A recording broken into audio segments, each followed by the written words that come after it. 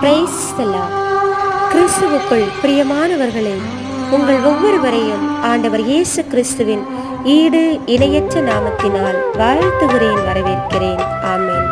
இன்றைய நாளுக்கான இறை வார்த்தை உணவு திருத்துதர் பணிகள் 8:32.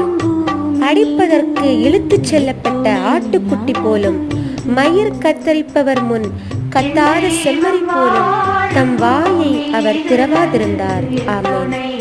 இயேசுவில் அன்பானவர்களே, இன்றைக்கான இறைவார்த்தையின் மூலம் நாம் புரிந்து கொள்ள வேண்டியவை, எக்குற்றமும் செய்யாதிருந்தவர் இப்படிப்பட்ட ஒரு வார்த்தைக்கு சொந்தக்காரராய் இருக்கின்ற பொழுது, இயேசுவில் அன்பானவர்களே, நாம் செய்த குற்றங்களுக்கு நாம் வாய் திறவாதிருக்கின்ற பொழுது அதில் என்ன சிறப்பு இருக்கின்றது?